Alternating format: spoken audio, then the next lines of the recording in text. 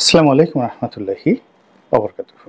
সম্মানিত দর্শক, জামাত নেতা জনাব এটিএম আজহার, উনি এখন এই মুহূর্তে জামাতের যে সকল নেতা রয়েছেন তাদের মধ্যে সবচেয়ে শীর্ষ নেতা, বয়স্ক নেতা, সম্মানিত ব্যক্তি।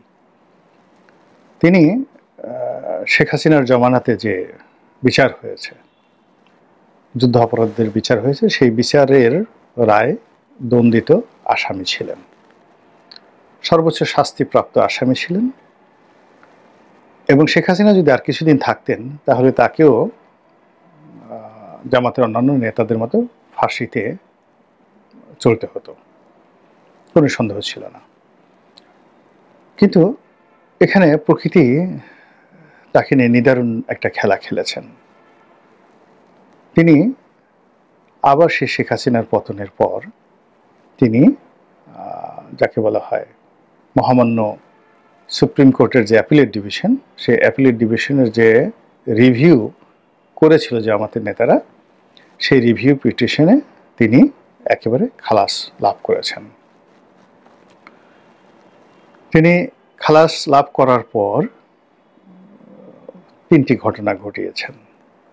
এক নম্বর হলো অতি দ্রুত গতকাল রায় হয়েছে, সে রায়ের সংক্ষিপ্ত রায়, সেই রায়ের কপি একেবারে যাকে বলা হয় বিদ্যুতের গতিতে কারা কর্তৃপক্ষের কাছে চলে গেছে এবং তার চেয়ে বিদ্যুতের গতিতে তিনি সেখান থেকে মুক্তি পেয়েছেন। এবং তিনি সম্ভবত হাসপাতালে ছিলেন এবং সেখানে তাকে মিষ্টিমুখ করানো হয়েছে। তারপরে তাকে সেখান থেকে একেবারে দামি গাড়িতে করে, ছাদ খোলা সেই টয়োটা ল্যান্ড ক্রুজার প্রাডোতে করে, যে গাড়িতে সাধারণত জামাতের আমিরও চড়েন না, আর জামাতের লোকজন সাধারণত এত দামি গাড়িতে চড়েন না, কিন্তু সবচেয়ে দামি গাড়িতে যারা আওয়ামী লীগ বিএনপির নেতারা চলেন, ওইরকম একটা গাড়িতে করে তাকে সংবর্ধনা দেওয়ার জন্য সেই জেল ফটক থেকে, যেটা বেসিক্যালি হয়তো কোনো হাসপাতাল ছিল এটা, তো সেখান থেকে তাকে শাহবাগে আনা হয়েছে। তিনি ছিলেন বেশ আলহামদুলিল্লাহ, তিনি ছিলেন বেশ উৎফুল্ল, উজ্জীবিত এবং তারুণ্যে ভরপুর। তার দাড়িতে সফেদ মেহেন্দি বা মেহেদি লাগানো ছিল, তারপর মেধহীন শরীর, মুখে হাসি, হাত টেনে নাড়াচ্ছিলেন একেবারে নতুন বিজয়ের একটা আনন্দ নিয়ে। গাড়ির ছাদ খোলা গাড়ির মধ্যে মাথা বের করে তিনি হাত নাড়াচ্ছিলেন সমবেত জনতার উদ্দেশ্যে। তারপর শাহবাগের যে সংবর্ধনা মঞ্চ, সেই সংবর্ধনা মঞ্চে তিনি বীর বিক্রমে উঠলেন, বক্তব্য দিলেন আর ঘোষণা দিলেন তিনি এখন মুক্ত। আর প্রশ্ন করলেন শেখ হাসিনা এখন কোথায়। আরও হয়তো বলেছেন, কিন্তু এটা আমি এই সময়টিতে যখন করছি তখন পর্যন্ত পত্রপত্রিকায় তার বক্তব্যের ইন ডিটেলস আসেনি। তবে আবার তিনি সেখান থেকে জামাতের অফিসে গিয়েছেন এবং যে রুমে তিনি বসবেন সেই রুমে সুসজ্জিত একটা কামরায়, তার রুমে এসি লাগানো, সেখানে তিনি একটি কেদারায় আসনে তিনি বসেছেন। জামাতের আমির শীর্ষ নেতারা তাকে ঘিরে ধরেছেন এবং পুরো জামাত অফিসে একটা খুশির বন্যা বয়ে চলছে। এখন এই যে একজন ফাঁসির আসামি, নিশ্চিত শেখ হাসিনা থাকলে নিশ্চিত তার ফাঁসি হতো, সেখান থেকে যে তার জীবনে যে পরিবর্তনটা এলো একেবারে বলতে গেলে গত 24 ঘন্টার মধ্যে, এটার পেছনে রাজনীতি কতটুকু দায়ী, এটার পেছনে খুদাই যে কুদরত, আল্লাহর যে কুদরত, রহমত, বরকত কতটা দায়ী। এটা কি এমনি এমনি ঘটেছে, নাকি জনাব এটিএম আজহার তিনি একজন আল্লাহর ওলি, তাকে বা তার মতো যারা লোকজন রয়েছেন তাদের প্রতি অবিচার করে শেখ হাসিনার যে পতন সেটা হয়েছে, আর আল্লাহ তাকে পুরস্কৃত করেছেন। আগামী দিনে চাহে তো তিনি জামাতের নেতা হিসেবে সংসদে যাবেন, মন্ত্রী হবেন, এমপি হবেন, এমনকি যেহেতু তিনি জামাতের সবচেয়ে সিনিয়র ব্যক্তি, সেক্ষেত্রে তিনি রাষ্ট্রপতি বা প্রধানমন্ত্রীও হয়ে যেতে পারেন। এই আল্লাহ মানে চাইলে কি না হয়, যেখানে ডক্টর মোহাম্মদ ইউনূস কখনো রাজনীতি করেনই নাই, করবেনও না, অথচ তিনি এই সময়ের মধ্যে তিনি দেশের প্রধানমন্ত্রীর চেয়ারে বসে গেছেন। তো এটা হতে পারে, সেই বিষয়গুলো নিয়ে এগুলো আলোচনা করব। তারপরে আরেকটা বিষয় নিয়ে আলোচনা করব যে এটা রাজনৈতিক একটা কৌশল হতে পারে, এটি ইতিবাচক হতে পারে দেশের জন্য, নেতিবাচক হতে পারে দেশের জন্য, জামাতের জন্য ইতিবাচক হতে পারে, জামাতের জন্য নেতিবাচক হতে পারে। তো এই সমস্ত বিষয় নিয়ে আলোচনা করার আগে ওনার সঙ্গে আমার ব্যক্তিগত যে সম্পর্ক সেটা নিয়ে দুই চার কথা বলা আবশ্যক। আমি তাকে কাশিমপুর কারাগারে পেয়েছিলাম এবং জামাতের অন্য সব নেতার থেকে তাকে একটু ব্যতিক্রম আমার কাছে মনে হয়েছে সব দিক থেকে। তিনি কথা কম বলেন, একেবারে নিপাট ভদ্রলোক। জামাতের অন্যান্য যে সকল নেতা, যেমন বর্তমান আমির রয়েছেন, তিনি খুবই বন্ধু বৎসল, যেখানে বসেন সবাইকে জমিয়ে নেন এবং তার যে চেহারা সুরত এবং আচরণ সবকিছুটাই আসলে পা থেকে নখ পর্যন্ত দেশের প্রচলিত রাজনীতির মতন করে। এখানে তিনি জামাতের আমির হলেও মূলত তার যে ক্যারেক্টারিস্টিক সেটা হলো টিপিক্যাল পলিটিশিয়ানদের মতো। তিনি খুবই জনপ্রিয় কর্মীদের মাঝে, সামাজিক অন্যান্য অনুষ্ঠানে সব জায়গাতে তিনি মধ্যমণি থাকেন। এর বাইরে অন্যান্য যারা জামাতের যারা নেতৃবৃন্দ রয়েছেন তারা প্রায় সবাই খুব কনজারভেটিভ, ভীষণ রকম কনজারভেটিভ, উদার নয়। জামাতের মধ্যে দুজন খুব উদার লোক ছিলেন যারা ফাঁসির কাস্টে ঝুলেছেন। তাদের মধ্যে এক নম্বরে ছিলেন জনাব কাদের মোল্লা, দুই নম্বরে ছিলেন কামরুজ্জামান সাহেব। ভীষণ রকম উদার, আধুনিক মন মানসিকতা এবং বন্ধুবৎসল। আর জামাতের মধ্যে ধীর স্থির ক্যালকুলেটিভ ছিলেন মীর কাসিম আলী সাহেব। তো এরকম আমি তাদের সবাইকে যেহেতু কাছে থেকে দেখেছি, তো ওই রকম কারোর সঙ্গেই এটিএম আজাদ সাহেবের চরিত্র মেলে না। তিনি একেবারে ব্যতিক্রমধর্মী একজন মানুষ।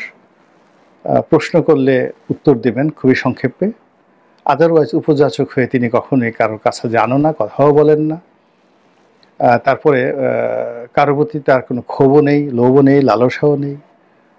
ফাঁসির কাস্টে তিনি যখন ঝুলবেন সেটা নিয়ে আমি তার মধ্যে কখনো মনোবেদনাও দেখিনি, আফসোসও দেখিনি।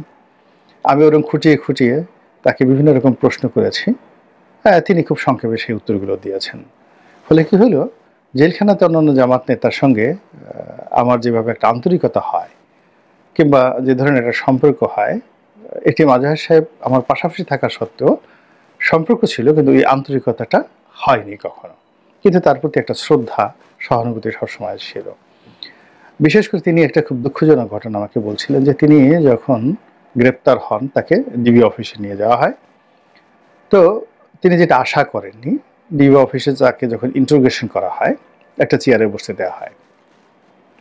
একজন তরুণ কর্মকর্তা ডিবির, একেবারে বাচ্চা বয়সী, হয়তো এএসপি হবে বা সিনিয়র এএসপি হবেন। তো আরজাহার সাহেবের ছেলের বয়সের চেয়েও কম। তো তিনি সামনে এসে বসলেন, হাসি মুখে জিজ্ঞাসা করলেন কেমন আছেন, কি আছেন ইত্যাদি, আনএক্সপেক্টেড। তো কোনো কথা নাই, বার্তা নাই, শুধু জিজ্ঞাসা করলেন আপনি কেমন আছেন, এবং মুস্কি মুস্কি হাসি দিয়ে সেই কর্মকর্তাটি যে অভিব্যক্তি প্রকাশ করলেন সেটা হলো যে ইউ আর সেফ, আপনি নিরাপদ, বা আপনার সঙ্গে খারাপ কোনো আচরণ করা হবে না, এমনি জাস্ট আলাপ করার দরকার, আলাপ করতে আসছি রাত্রির বেলায়। তো এইভাবে সে যখন অনেকটা নিশ্চিত এবং কোনো রকম আশঙ্কা তার মনে তৈরি হয়নি, ভয়ও তার মধ্যে তৈরি হয়নি, এর কারণ হলো তিনি একটা সামাজিক অবস্থানে আছেন, বয়স হয়েছে। তো সেক্ষেত্রে তার সঙ্গে একটা মানুষ কত খারাপ ব্যবহার করতে পারে, চড় থাপ্পড় দেওয়া, ইলেকট্রিক শক দেওয়া, টানানো, ন্যাংটা করে পেটানো, যে জিনিসগুলো ডিবি অফিসে হয় তিনি সেই জিনিসগুলো কল্পনাও করেননি। তিনি মনে করেছেন আমি একজন রাজনীতিবিদ, আমার সঙ্গে এরকমই আচরণ করা হবে। তো এরকম তিনি যখন চিন্তা ভাবনা করছেন তখন সেই কর্মকর্তাটি অল অন এ সাডেন সে হাসি মুখে বিরাট একটা লাঠি, মুগুর টাইপের একটা লাঠি, সেটা বের করে ওনার মানে হাঁটুর উপরে এমন জোরে বাড়ি দিলেন যে ওনার হাঁটুটা সম্পূর্ণ ভেঙে চুরমার হয়ে গেল। মানে উনি যেটা চিৎকার দিবেন, কেন বাড়িটা দিল, মানে একটা সেকেন্ডও তিনি চিন্তা করতে পারেননি। মানে এখনো তার কাছে একটা বিস্ময়, তিনি আমাকে যখন বলছিলেন এই কথাগুলো, যে এখনো তার কাছে একটা বিস্ময় যে এই যুবক ওভাবে এসে কেন আমাকে একটা বাড়ি দিল, এক বাড়ি, শুধু একটা বাড়িতে আমার হাঁটুটা ভেঙে চুরমার করে দিল, এটার কারণ ছিল কি? এবং সাধারণত মানুষ টর্চার করার আগে নেতিবাচক কথা বলে, রাগারাগি করে, গালাগাল করে, এবং তখন বডি একটা যে কোনো খারাপ পরিস্থিতির জন্য নিজেকে প্রস্তুত করে। কিন্তু এই যুবক যা করলো, মানে পুলিশ কর্মকর্তা যা করলো, তিনি সেই জেলখানাতে বসে সেই কথাটাই বারবার চিন্তা করতেন যে এটা কেন হলো, কিভাবে হলো। তো উনি আসলে এই ধরনের একটা মানুষ। যাই হোক, তার মৃত্যুদণ্ড, তাকে নিয়ে আওয়ামী লীগের সরকারের যে রাগারাগি, বাড়াবাড়ি, এটি আমি কেন হয়েছে, কীভাবে হয়েছে আমি জানি না, কিন্তু তিনি খালাস পেয়েছেন। খালাস পেয়েছেন সঙ্গত কারণ আমি খুশি হয়েছি। খুশি হয়েছে এই কারণে যে তার সঙ্গে আমার যতটুকু আলাপ আলোচনা হয়েছে, আমার কাছে মনে হয়েছে যে তার প্রতি জুলুম করা হচ্ছে। কিন্তু এখানে তার এই খালাসের মাধ্যমে দুটো নজির তৈরি হয়ে গেল বাংলাদেশে। এক নম্বর নজির হলো যে ক্ষমতার পালা পরিবর্তনের সঙ্গে সঙ্গে কোর্টের রায় পরিবর্তন হয়, এবং সেটা ঝড়ের গতিতে। এটা আমরা দেখেছি ডক্টর মোহাম্মদ ইউনূসের ক্ষেত্রে, বেগম জিয়ার ক্ষেত্রে, তারেক জিয়ার ক্ষেত্রে, জুবাইদুর রহমানের ক্ষেত্রে, তারপরে বিএনপির অন্য শীর্ষ যারা নেতৃবৃন্দ রয়েছেন, যাদের বিরুদ্ধে দুদকের মামলা ছিল, যাদের সহায় সম্পত্তি ক্রক ছিল, ব্যাংক অ্যাকাউন্ট ফ্রিজ করা ছিল, 24 ঘন্টার মধ্যে সব কিছু খুলে গেছে। তো এইরকম যদি আইন হয়, তাহলে এই আইন অঙ্গনে যারা আছেন তাদের প্রতি সাধারণ মানুষের বিশ্বাস কেমন থাকবে? 2 নম্বর হলো যে কিছু মানুষের জন্য আইন যদি ব্যতিক্রম ধর্মী হয়, আর যারা আমজনতা, সাধারণ আমজনতা, তাদেরকে যদি দিনের পর দিন, বছরের পর বছর বিনা বিচারে তাদেরকে কোর্টের বারান্দায় ঘুরতে হয়, জেলখানাতে পৌঁছতে হয় এবং ফাঁসির কাস্টে চলতে হয়, তাহলে সেক্ষেত্রে যারা মজলুম, তাদের যে অভিশাপ, সেই অভিশাপটা সরাসরি আইনাঙ্গনে যারা জড়িত তাদের উপর সরাসরি চলে আসে অবিচারের জন্য। যে আপনি যখন বিচার করবেন, সবার জন্য সমান বিচার করবেন। রাজনৈতিক পট পরিবর্তন হওয়ার সঙ্গে সঙ্গে কিছু মানুষকে একেবারে 1 ঘন্টার মধ্যে আপনি কুল্লু খালাস করে দিবেন, আর জেলখানার মধ্যে কমিশন না করে হাজার হাজার মানুষকে যেভাবে আটকে রাখা হয়েছে, তো সেই মানুষের জন্য যদি আইনাঙ্গনের যারা লোকজন পরিবর্তিত পরিস্থিতিতে তারা স্বপ্রণোদিত হয়ে কিছু কাজ করতেন, তাহলে আমরা শান্তি পেতাম। তো এই ক্ষেত্রে এখানে যে বৈষম্যটা তৈরি হলো 5ই আগস্টের পরে, এই বৈষম্যগুলো আগামীতে আরো ব্যাপক আকার ধারণ করবে, ব্যাপক আকার ধারণ করবে। এটা গেল একটা। 2 নম্বর হলো যে সক্রেটিস যে কথাটি বলেছেন যে আইন ক্ষমতাবান এবং ধনীদের জন্য পানির মতো সহজ সরল একেবারে। পানির তো আপনি বুঝতে পারেন যে পানির কোনো আকার নাই, আকৃতি নেই, রং নেই। এটি যেখানে রাখা হয় সেই আকার ধারণ করে, সেই আকৃতি ধারণ করে, এবং যে পাত্রে রাখা হয় ওই পাত্রের রং সে ধারণ করে। তো সক্রেটিস এই কথা বলে গেছেন সে কত আগে, আজ থেকে 2500 বছর আগে, যে ধনীদের জন্য, ক্ষমতাধর লোকদের জন্য আইন হলো পানির মতো। তারা ইচ্ছা মতো এটাকে ব্যবহার করতে পারে, ইচ্ছা মতো এটাকে রং দিতে পারে।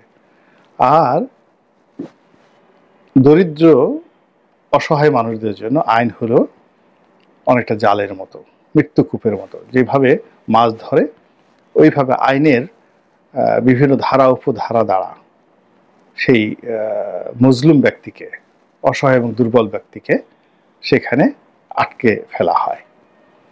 এবং এই কথা তিনি যখন বলেছিলেন তার বহু বছর পরে, যে প্রাচীন গ্রিস, সেই গ্রিসের যে সুপ্রিম কোর্ট, বলা হয়ে থাকে যে জুরি অর্থাৎ বার এবং বেঞ্চ মিলে, অর্থাৎ উকিল এবং বিচারক মিলে এই যাবৎকালে পৃথিবীর সবচেয়ে বড় কোর্ট বসেছিল। মোর দেন মানে জুরিস্ট, মানে জুরি এবং